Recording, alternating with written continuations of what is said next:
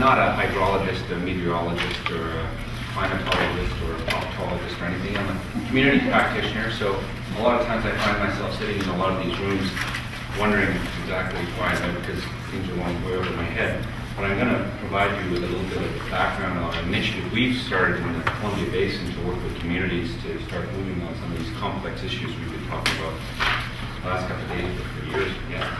What I am going to talk about is this adapting to climate change and working with local communities to start to adapt to the expected changes. Lara said it correctly. Even if we put our emissions to zero, there's still going to be climate change. There's still going to be changes. There always has been changes, right? It's just in the last 100 years or so, we kind of have a really good time of it. And the last 1,000 years maybe, we've had a really good time. We haven't had extensive droughts. There's always changes. So let's get over it, folks. We know there's going to be changes in the future. We don't really understand what the range is going to be, but we know we have to increase the resiliency of our communities. This integration of climate change adaptation into existing decision making is perhaps a faster way to get adaptation planning going rather than trying to establish departments of climate change adaptation. There's many different planning and risk management processes and professionals and avenues to pursue that kind of adaptive activity. We need to just continue to work at having adaptation, climate change issues integrated into that kind of thinking. And I think we're making progress in that regard.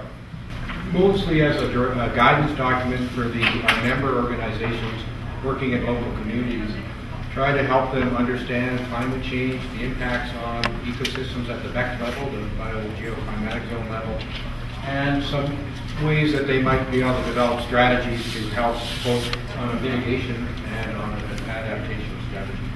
What we're promoting is this notion of carbon stewardship.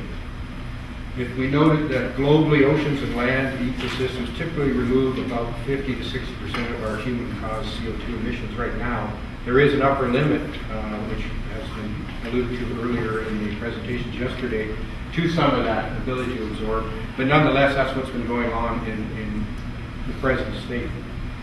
Conversion of natural cover to other land use and the degradation of ecosystems threatens carbon stores. So conversion is a net release of new CO2. It's not an industrial release. It's the natural CO2 found in soils and fiber. And impacts of climate change also threatens natural carbon stores. So as the climate change and the threats, the stressors continue, the ability to store carbon by nature will become more and more scarce. So, from a carbon stewardship, we see the need to conserve as best possible living carbon, and that's the carbon found in our ecosystems and forest base and plant material. Dead carbon, this is the carbon stored in soils, peat, and those things in wetlands. And then ancient carbon, which is a lot of our focus on mitigation is on the ancient carbon, fossil fuels used for energy. It was recognized by the IPCC that you could not separate the two of them, that in fact these two concepts are seen as linked. They're being treated, unfortunately. There's a mitigation work being done in isolation of adaptation work and vice versa. So very crucial that we look at the two. Good mitigation will also provide some very good adaptation strategies when you're talking in terms of nature conservation. Conserving land is important for multiple values, as we said. Protecting ecosystem services that may become more scarce.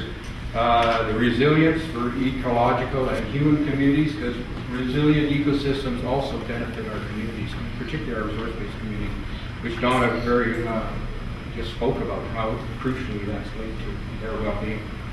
And then we see it as reducing or buffering the risks of rapid changes and loss of ecosystem services by providing for these conservation strategies that look at protecting carbon. So in conclusion, am I doing okay? Yes. Okay. Just 5 minutes. Oh, good. Ecosystems will be facing unprecedented stress from non-climatic and climatic impacts that will impact ecosystem services such as fresh air, freshwater, air, and water purification, and the regulation of climate that are already declining due to current urban use impacts. Priority for near to medium term should be on carbon stewardship by minimizing non-climatic stressors such as land use change, pollution, while protecting carbon stores and watersheds. And that's our key message, is that protection of nature intact will provide those kind of benefits.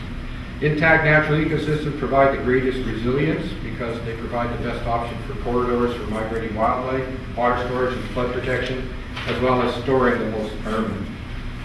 Conservation of ecosystems and adaptive planning provides resiliency for ecosystems and the communities that depend on them. And the most cost-effective investment for wise carbon stewardship and adaptive management and adaptive planning is the conservation of natural areas for mitigation, adaptation, and protection of ecosystem services. We really believe that once we get through the next few years, we believe the next 1 to 2 years is going to tell the tale for us of what's going to happen in the long term in the industry. We know we're still going to have an industry, we just don't know how big. And we just don't know what it's going to look like. But we know we will have an industry of sorts. We have lots of other diversification that we're pushing and working on.